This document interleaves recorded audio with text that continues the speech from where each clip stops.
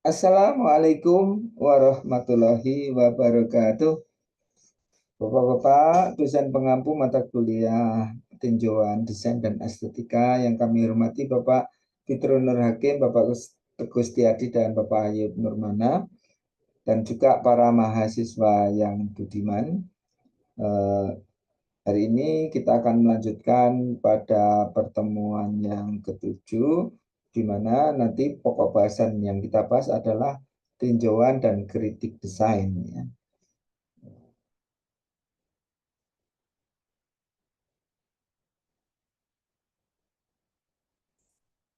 Kita akan share screen terlebih dahulu.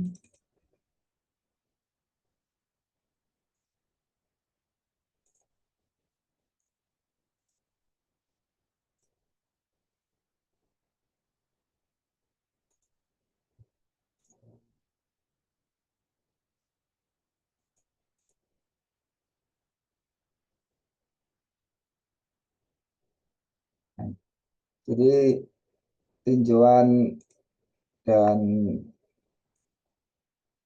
kritik desain itu di mana kita akan membahas terkait dengan kerangka sistematis untuk mengamati, menganalisa, dan mengevaluasi karya desain secara akademis dan profesional. Ya. Dan pokok bahasannya nanti kita akan pelajari pengertian tinjauan dan kritik desain, kemudian tahapan di dalam kritik desain, kemudian juga ada pendekatan metode tinjauannya, lalu diintegrasikan dalam penulisan kritiknya. Apa itu tinjauan desain atau desain review? Itu adalah sebuah proses pengamatan dan evaluasi juga penilaian terhadap suatu karya desain secara sistematis dan terstruktur. Ini berdasarkan parameter tertentu. Jadi penilaiannya bukan acak ataupun hanya penilaian subjektif semata opini, ya, membangun opini tidak, tapi ini bagaimana analisa sistematis yang terstruktur ini diterapkan dalam sebuah kerangka analitis yang bisa dipertanggungjawabkan secara akademis maupun profesional. Jadi di sini kritik itu bukan sekedar menemukan kesalahan, tapi juga bagaimana kita mencoba untuk memahami fenomena yang sedang kita evaluasi, ya, fenomena desain yang sedang kita evaluasi, ataupun kita mengungkapkan penilaian kita terkait dengan apa-apa yang ada di dalam karya desain tersebut, ya.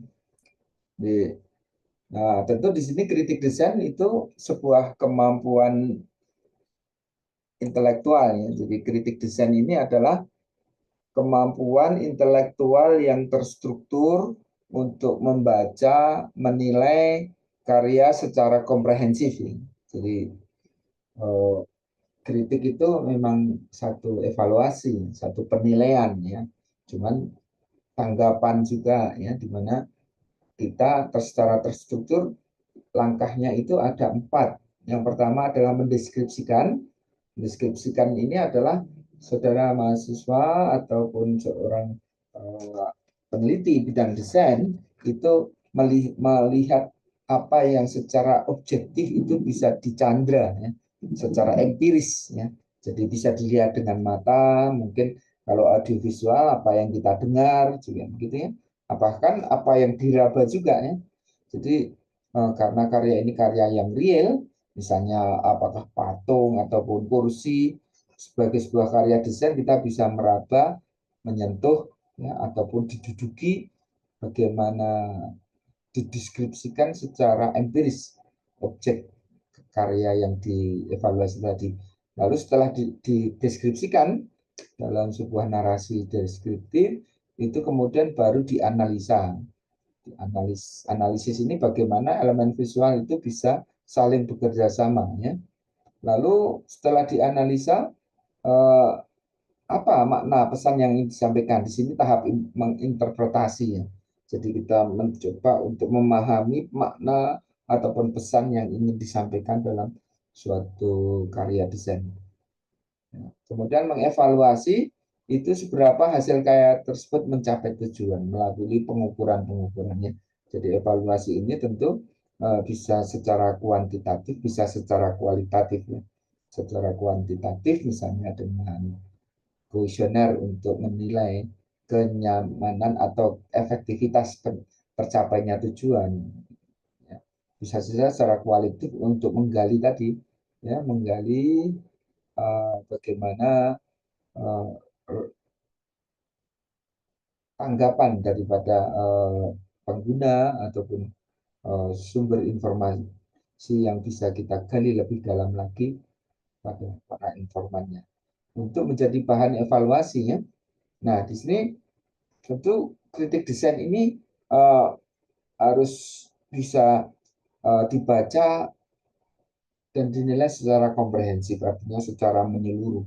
Ya, tidak hanya dalam satu perspektif, tapi bisa perspektif yang beragam. Ya, bisa secara menyeluruh untuk memperoleh pemahaman yang lebih mendalam. Ya.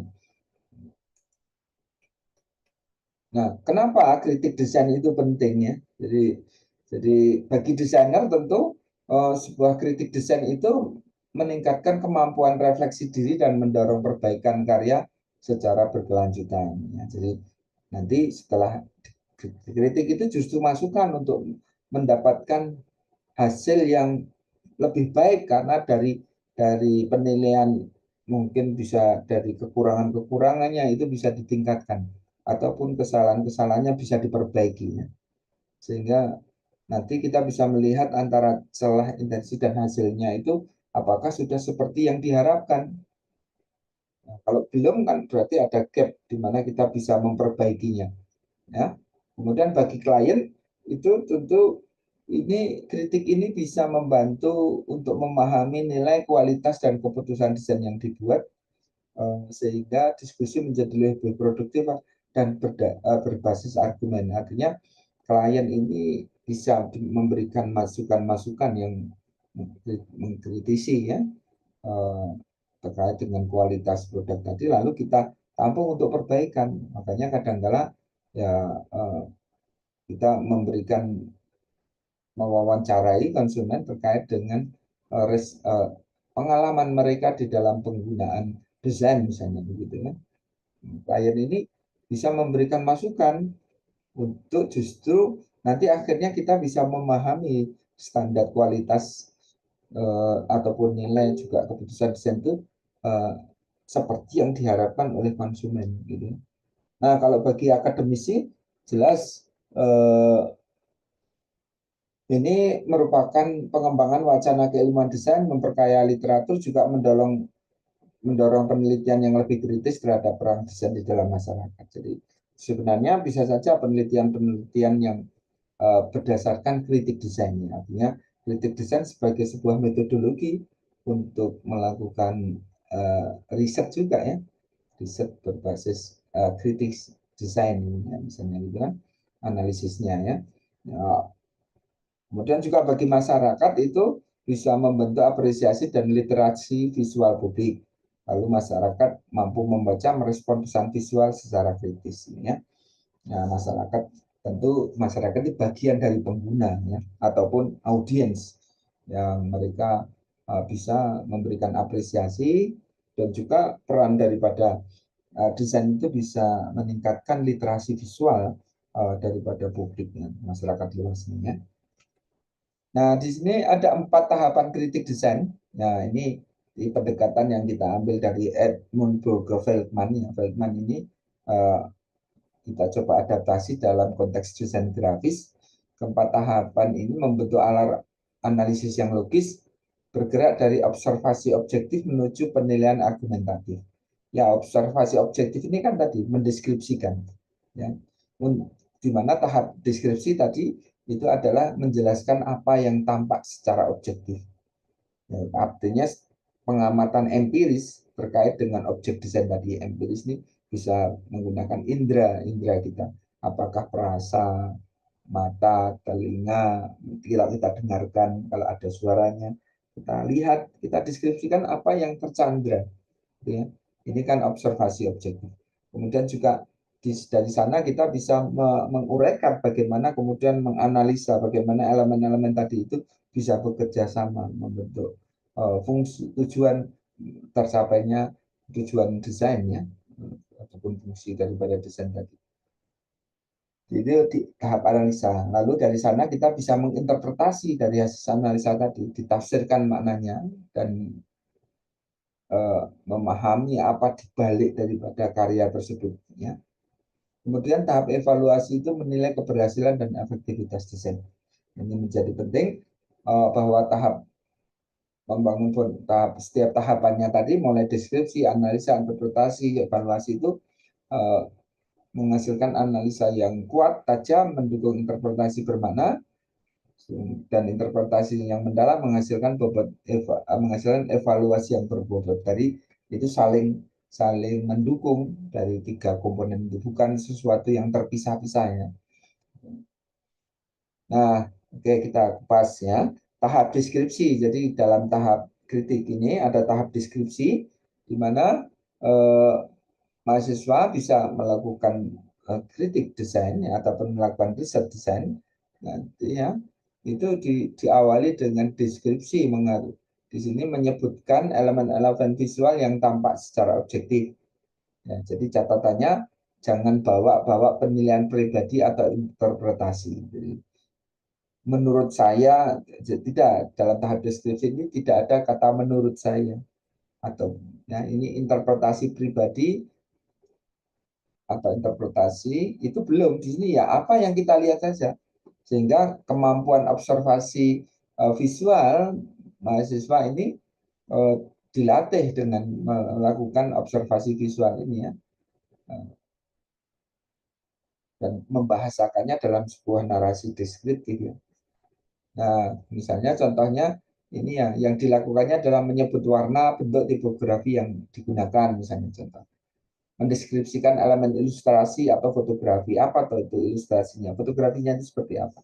Kita belum memberikan interpretasi, baru mendeskripsikan, ya. Menceritakan apa yang dilihat, seperti apa yang dilihat. Ya. Kemudian juga mencatat ukuran misalnya ya, oh ukurannya sekian sekian, proporsinya bagaimana, posisi elemennya bagaimana. Nah ini observasi visualnya. Contohnya poster ini menggunakan warna merah dominan, tipografinya sans serif tebal, dan ilustrasi figur manusia di bagian tengah komposisi. Di situ tidak ada kata kalimat yang mencerminkan interpretasi personalnya, tapi murni semata-mata ya. Deskripsi itu kan laporan pandangan mata. Apa yang kita lihat, apa yang kita dengar, apa yang kita raba, apa yang kita cat ukur. Nah, itu kan bisa saja ini adalah tahap deskripsi ya. Kemudian tahap keduanya adalah analisa. Nah, tahap analisa ini pengkritik mulai mengkaji hubungan antar elemen visualnya. Bagaimana komposisinya, hierarkinya, prinsip-prinsip desain yang diterapkan di dalamnya, eh, fokusnya adalah pada cara kerja elemen, bukan sekedar keberadaannya ya. Jadi kalau keberadaannya tadi kan pada deskripsi, ini cara kerjanya bagaimana?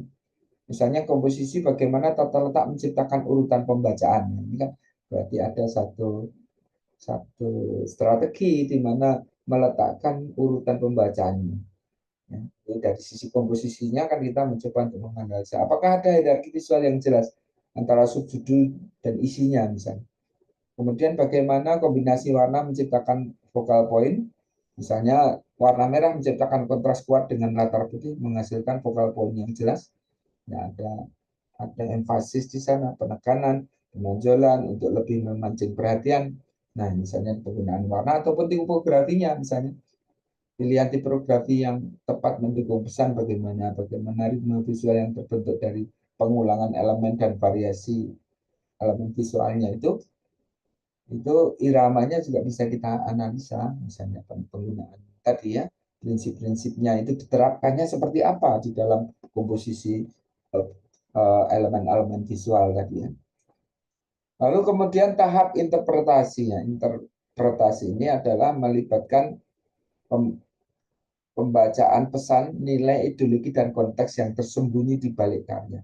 Jadi ini kita mencoba menggali eh, apa yang ada di belakang karya tersebut. Misalnya konteks budayanya, sosialnya, atau tujuan komunikasi ini kan berada di balik, tidak hanya bisa dilihat dari apa yang terlihat.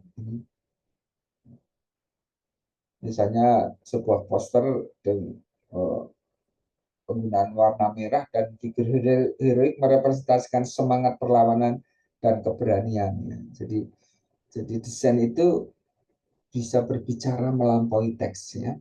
Jadi desainnya itu bisa menceritakan, tidak terbatas pada verbal teks yang dituliskan, tapi dia bisa uh, membangun interpretasi yang baik, tidak bersifat spekulatif semata. Ya, uh, dikaitkan dengan bukti visual yang konkret dari tahap deskripsi dan analisa sebelumnya itu untuk menjadi landasan interpretasinya. Jadi bukan spekulatif tadi ya tanggapan menurut saya enggak, tapi berdasarkan tadi mungkin penggunaan warnanya tadi, misalnya warna merah tadi ya dengan figur heroik ya ini menginterpretasi diinterpretasi sebagai sebuah semangat perlawanan dan keberanian. Nah, itu interpretasi ya. Kemudian tahap keempatnya adalah evaluasi. Evaluasi adalah tahap penilaian akhir yang menentukan seberapa hasil karya desain mencapai tujuannya. Jadi tahap ini bersifat argumentatif dan wajib didukung oleh hasil analisa sebelumnya, bukan sekedar opini tanpa dasarnya. Jadi yang namanya evaluasi itu kriterianya adalah uh, keberhasilan menyampaikan pesan, misalnya nilai estetika dan keindahan visual, efektivitas fungsi komunikasi, konsistensi dengan konteks dan audiens ini bisa menjadi apa ya, indikator-indikator ya yang bisa dipakai untuk sebagai kriteria evaluasi. Contoh evaluasi ini secara keseluruhan poster ini berhasil menyampaikan pesan dengan kuat melalui kontras warna dan hierarki tipografi yang jelas, namun keterbacaan body text pada ukuran kecil perlu ditingkatkan untuk memperluas jangkauan audiens. Nah, ini tentu ada gap yang bisa ditemukan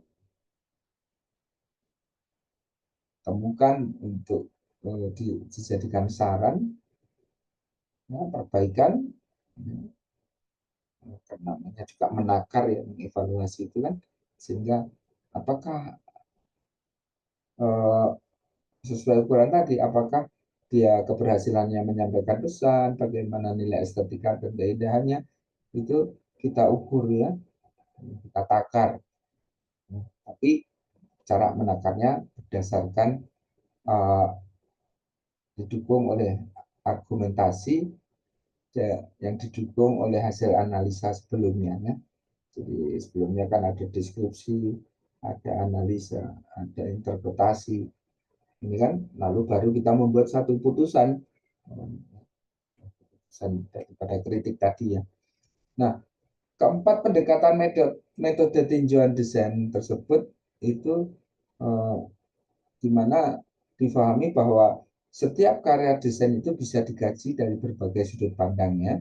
Keempatnya tadi itu memberikan ya, perspektif atau lensa analitis yang berbeda-beda. Masing-masing fokus dengan pertanyaan kunci dan teori yang unik. Memahami keempatnya itu modal bagi seorang pengkritik desain yang komprehensif ya. Nah, ini ada empat pendekatan. Kalau pendekatan formal itu fokus pada elemen visual dan prinsip. Nah, ini terkait dengan bagaimana tampilannya. Kalau pendekatannya kontekstual itu fokus pada konteks sosial budaya sejarah. Pertanyaannya adalah mengapa desain ini diciptakan. Lalu pendekatan fungsional itu fokus pada efektivitas dan fungsi daripada desain tadi. Apakah desain tersebut berfungsi? Fungsinya apa? Kemudian yang keempatnya adalah interpretatif, fokus pada makna dan simbolisme. Simbolisme di dalam desain tadi kita bisa mempertanyakan apa itu artinya. Nah, ini ada kata kunci yang berbeda dari empat pendekatan tersebut ya. Nah, ini kalau pendekatan formal tentu berfokus pada unsur dan prinsip visual dari karya desain, mempertimbangkan tanpa mempertimbangkan konteks eksternal. Jadi fokus pada elemen visual yang nampak dan komposisinya. Ya. Nah, ini tidak ada campur tangan interpretasi, tapi murni apa yang objektif yang dilihatnya. Menilai dari dalam karyanya, berdasarkan apa yang terlihat dan juga yang terasa. Contohnya unsur visual, bagaimana garis bentuk warna tekstur, tipografi. Prinsip desain ada keseimbangan, ritme, kontras, harmoni, proporsi. Juga komposisinya, tata letak, hierarki visualnya, eye flow-nya, ya, itu aliran mata pandangnya itu kemana. Nah, juga ada eh, estetika secara keseluruhan yang digunakan karya. Ini pendekatan formalnya. Jadi pertanyaan panduannya dalam pendekatan formal itu misalnya bagaimana warna dipilih dan dikombinasikan. Pertanyaan ini kalian bisa jawab ya untuk membuat uh, deskripsi pendekatan analisa dalam pendekatan formalnya. Apakah komposisi menciptakan keseimbangan visual? Bagaimana tipografi mendukung hierarki informasi? Apakah ada ritme dan harmoni dalam keseluruhan layar? Ya. Jadi eh, pendekatan formal ini objektif ya, terstruktur, dapat diterapkan pada karya apapun ya. Tapi di sini sedikit ya, di sini akan mengabaikan warna dalam konteks dan sosial budaya. Karena yang memang yang kita kaji adalah objektifnya dalam karya tersebutnya, pendekatan formalnya. Misalnya menganalisa logo Grab dari segi geometri bentuk, proporsi huruf, dan kombinasi warna hijau, serta bagaimana simbol panah menciptakan kesan dinamis dan mengarahkan perhatian mata secara visual. Nah, ini pendekatan normalnya. Lalu yang keduanya adalah pendekatan kontekstual, itu kita mengkaji karya desain dalam hubungannya dengan konteks sosial budaya dan sejarah juga ekonomi politik ya, tempat di mana karya tersebut diciptakan dan digunakannya. Jadi desain itu dianggap sebagai artefak yang tidak dapat dipisahkan dari zamannya, dari setting sosial budaya, sejarah ekonomi dan politik ya. Nah, tentu konteks sejarah itu kapan dalam situasi apa karya tersebut dibuat, peristiwa apa yang melatar belakangi kelahiran desain tersebut. Nah, ini kan poster-poster kemerdekaan itu kan karena muncul karena ada lingkungan situasi di zamannya. Maka konteks sejarah ini bisa saudara mengerangkai uh, kajian atau uh, kritik saudara ya, penilaian saudara. Kemudian juga konteks sosial budaya misalnya menilai budaya apa yang tercermin, siapa target audiens dan isu sosial yang relevan pada saat itu, pada saat karya itu ditampilkan, disajikannya. Kemudian juga ada konteks politik dan ekonomi. Apakah ada kepentingan ideologi yang ada di balik desain? Tentunya poster dari pemerintah berbeda dengan poster dari oposannya, misalnya. Jadi yang nah, tentu juga bisa dilihat latar belakang ideologisnya juga. Kemudian juga bagaimana industri pasar mempengaruhi keputusan desain itu kalau konteksnya ekonomi ya. Untuk ini bisa dijadikan konteks secara politik dan ekonominya. Nah, pertanyaan panduannya siapa yang membuat desain ini dan untuk siapa? Nah, ini pertanyaan kontekstualnya. Jadi kita mempertanyakan di balik dari karya tadi. Kalau formal kan tentang karyanya, ini tentang di balik karyanya. Siapa yang membuat desain ini dan untuk siapa? Untuk apa? Pada masa atau situasi seperti apa karya itu diciptakan? Nilai-nilai budaya apa yang tercermin dari karya tersebutnya? Bagaimana desain merespon kondisi politik dan ekonomi? Di sini dalam penilaian kontekstual ini memberikan pemahaman mendalam tentang makna dan fungsi sosial desainnya. Namun ini memerlukan pengetahuan yang konteks yang luas dan riset yang lebih mendalam karena kita berbicara apa di balik karya tersebut ya. Nah, contohnya misalnya ini menganalisis poster propaganda kemerdekaan tahun 1945 dalam konteks perjuangan melawan penjajahan, semangat nasionalisme yang membara, serta keterlibatan teknologi cetak pada masa itu yang turut membentuk estetika visual karyanya.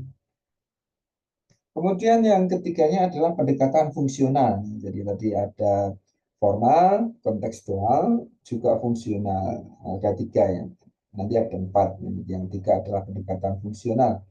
Menilai karya berdasarkan sejauh mana desain berhasil menjalankan fungsi dan tujuan komunikasinya secara efektif ya. Nah ini kan sangat dekat dengan kebutuhan ya, kebutuhan industri ataupun kliennya. Berorientasi pada hasil nyata yang terukur.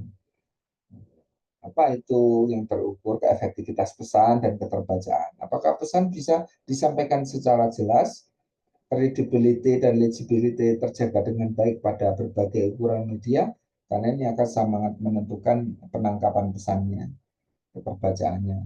Kemudian usability dan target audience. Itu juga penting dalam pendekatan fungsional. Apakah desain mudah digunakan? Nah, terutama ini untuk desain digital ya. Itu website, untuk mobile ya, itu apakah desain mudah digunakan ya, apakah pendekatan visual sesuai dengan karakteristik sasaran komunikasi, ini terkaitannya dengan target audiensnya ataupun penggunanya juga bisa ya, pengguna desain tadi juga bisa. Kemudian ini terkait respon dan dampak pengguna ya, apakah desain mendorong tindakan yang diinginkan, bagaimana desain mempengaruhi persepsi dan perilaku audiens. Ini kritik berdasarkan pendekatan fungsionalnya. Jadi pertanyaan panduannya itu apakah desain berhasil menyampaikan pesan kepada audiens yang dituju? Apakah informasinya mudah dibaca atau dipahami? Apakah desain mendorong respon atau tindakan yang diinginkan? Apakah desain sesuai dengan media dan konteks penggunaannya? Ya. Pendekatan ini praktis, berorientasi hasil dan sangat relevan dengan kebutuhan industri, namun kurang memperhatikan nilai estetis dan makna budaya yang lebih dalam. Contohnya misalnya menganalisa desain kemasan produk makanan. Ya, itu apa pertanyaan adalah apakah informasi gizi terbaca dengan jelas? Apakah nama merek mudah dikenali dari jauh di rak toko? Dan apakah desain menarik perhatian target konsumen secara spesifik ya? Ya. Lalu yang terakhir pendekatan keempat ini ya, ini adalah pendekatan interpretatif. Pendekatan interpretatif berupaya membaca dan mengungkapkan makna yang tersembunyi, pesan ideologis, simbol, dan narasi yang terkandung dalam karya desain. Nah ini kadangkala seringnya juga menggunakan teori semiotika, hermeneutik, atau kajian budaya sebagai alat analisis ya, pendekatan interpretatif ini ya. Misalnya semiotika itu mengkaji tentang tanda, simbol, ikon, indeks di dalam desain. Kalau metafora visual itu nanti kita mengkaji makna kiasan yang divisualkan melalui pilihan elemen. Kalau ideologi dan narasi, nilai, kepercayaan, dan cerita yang dipromosikan. Sementara representasi, bagaimana identitas gender, ras, dan kelas direpresentasikan atau dihilangkan. Nah ini pendekatan interpretatif ya. Nah, pertanyaan panduannya adalah apakah simbol tanda yang digunakan di dalam desain tersebut dan apa maknanya. Nah, kemudian metafora atau narasi apa yang dibangun melalui visual, ideologi atau nilai apa yang dipromosikan oleh desain ini. Bagaimana identitas tertentu direpresentasikan atau justru dihilangkan. Pendekatan interpretatif ini kelebihannya bisa mengungkap makna lebih dalam dan membuka wawasan secara kritis ya. Namun bersifat subjektif dan memerlukan pemahaman teori yang kuat. Jadi saudara harus menguasai teorinya dulu. Tadi kan teori hermeneutik, teori semiotika, ya. Kemudian juga teori-teori sosial budaya itu menjadi alat untuk melakukan interpretasi ya. Jadi contohnya misalnya menganalisa iklan produk kecantikan, bagaimana standar kecantikan tertentu dipromosikan, simbol kemewahan yang digunakan, representasi gender, dan bagaimana warna putih digabungkan dengan konsep bersih ideal secara kultural. Ini kan pembahasannya terkait dengan teori-teori sosial budaya, bisa saja antropologi, psikologi, ya, semiotika. Ya, jadi ini pendekatan interpretatif dalam perspektif-perspektif teori, gitu, ya. Nah, kalau kita bandingkan ya, jadi pendekatan formal, kontekstual, fungsional, dan interpretatif itu dari fokus utamanya formal itu fokus pada elemen prinsip visual, kontekstual konteks luar karyanya, jadi konteks di balik lah, di luar karya tersebut. Fungsional ya tentu fungsi dan efektivitasnya. Kalau interpretatif itu fokusnya pada makna dan simbolnya. Nah, pertanyaan kuncinya bisa kalau elemen visualnya bagaimana bentuknya, kalau kontekstual mengapa itu dibuat, fungsional apakah berhasil, sedangkan interpretatif apa maknanya. Ini pertanyaan kuncinya ya. Kemudian kalau formal bersifat objektif, kalau kontekstual itu bersifat historis sosial, kalau fungsional bersifat pragmatis, kalau interpretatif ya bersifat interpretatif. Alat teorinya kalau formal itu prinsip desain misalnya ya, kontekstual itu sejarah sosiologi, kalau fungsional itu psikologi komunikasi, sementara interpretatif semiotika dan hermeneutik. Ya. Nah, kegunaannya analisa formal itu untuk studi dan estetika. Kalau kontekstual itu dalam penelitian dan juga sejarah, sementara fungsional itu di industri dan klien, interpretatif ya kritik budaya. Ini perbedaan dari keempatnya. Bisa juga diintegrasikan keempat pendekatan tersebut ya. Jadi dalam praktek analisa yang baik itu kadangkala tidak dipisahkan empat pendekatan itu, tapi bisa dikombinasikan untuk mendapatkan gambaran yang benar-benar komprehensif ya. Setiap pendekatan itu akan menyumbangkan dimensi uniknya untuk membangun kesimpulan kritis yang kuat. Kalau formal kan bagaimana tampilannya secara visual kontekstualnya, mengapa dicipta seperti itu, interpretatif makna yang tersembunyi di balik visual, fungsional apakah pesan tersampaikan secara efektif. Ini bisa digunakan untuk satu objek desain ya, dengan pendekatan yang berbeda keempatnya ini ya. Dari analisa menuju kesimpulan kritis, jadi dengan mengintegrasikannya tadi kita bisa menghasilkan kritis yang komprehensif dari analisis menuju kesimpulan kritis, dan jauh lebih kaya dan bisa dipertanggungjawabkan dibandingkan dengan analisa satu pendekatan saja. Nah, ini yang membedakan kritik desain yang superficial dari kritik yang benar-benar bermakna ya. Nah, jadi dari analisa formal, kajian kontekstual, evaluasi kontekstual, pembacaan interpretatif ya. Jadi keseluruhan dimensi analisis itu dipakai, bukan hanya satu sudut pandang saja. Ya. Nah, ini kalau kita lihat strukturnya, struktur kritik itu dimulai dari pendahuluan ya. Pendahuluan, tentu identitas karyanya, nama desainernya, tahun berapa, medianya apa saja, dan gambaran konteks singkat serta tujuan analisa. Jadi di dalam pendahulunya bisa dideskripsikan semacam itu. Kemudian deskripsi visualnya ini memaparkan objek elemen-elemen visual yang tampak di situ tanpa penilaian ya, artinya kita belum menilai, masih hanya menangkap saja, mengcapture apa yang dilihat mata, apa yang dirasakan, apa yang diukur objektifnya. Kemudian tahap analisa formal mengkaji mendalam terhadap unsur dan prinsip yang diterapkan, kemudian dilengkapi dengan analisa kontekstual dan interpretatif, lalu eh, di mana di situ kita melakukan pembacaan makna kontekstual budaya dan simbolisme yang terkandung di dalamnya. Lalu kita masuk evaluasi fungsionalnya, apakah efektif keberhasilan desain dalam komunikasi, sampailah kita kemudian pada kesimpulan akhirnya ya. Harus disusun secara argumentatif, berimbang, dan didukung oleh seluruh analisa sebelumnya tadi ya. Nah, tipsnya adalah gunakan bahasa spesifik dan deskriptif, misalnya menyebutkan warna, bentuk, ukuran secara presisi ya. Kemudian dukung setiap argumen dengan bukti visual yang konkret ya. Jadi saudara harus, ketika saudara ngomong atau menulis dalam skripsi saudara, penelitian saudara misalnya, itu harus dilengkapi bukti visual yang konkret, atau sebaliknya ya. Jadi eh, saudara bisa menjelaskan eh, artefak yang benda produk desainnya tadi kemudian dijelaskan menggunakan argumentasi yang logis, ya. Jadi dipisahkan antara deskripsi dari penilaian nanti supaya kelihatan objektif, ya. Eh, Namun kita bisa memberikan sikap kritis namun berimbang.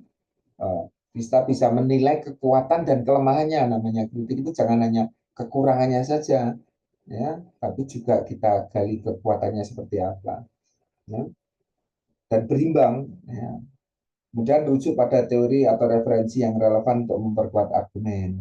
Yang harus dihindari adalah hindari generalisasi, misalnya bagus jelek, kita sudah langsung apa jelek bagus, ya, tentu tentu tidak sederhana itu, kita perlu menjelaskannya. Jangan mencampur deskripsi dengan interpretasi di bagian awal, kan ini masih tahap deskriptif, ya. Nanti di belakangnya baru nanti ada analisa. Jangan dicampur, ya, ada interpretasinya di belakangnya. Hindari opini personal yang tidak mendukung bukti. Kemudian jangan gunakan satu pendekatan jika membutuhkan analisa yang lebih luas. Ini tips-tips untuk melakukan kritik desain yang efektif, ya. Nah, saya kira itu uh, saudara bisa apa namanya, menggunakan pendekatan yang berbeda, yang komprehensif, yang lengkap untuk menjadi pendekatan dalam analisa atau kritik desain, ya, yang bisa saudara pakai metode kritik desain ini untuk dalam riset saudara, ya, misalnya saudara mengkaji, mengevaluasi terkait dengan poster-poster pelayanan masyarakat tentang kesehatan, misalnya diukur sejauh mana uh, analisa visualnya, analisa tadi formalnya, kontekstualnya, ya. Ini bisa dikaji jadi secara komprehensif, ya. Demikian yang bisa kita diskusikan.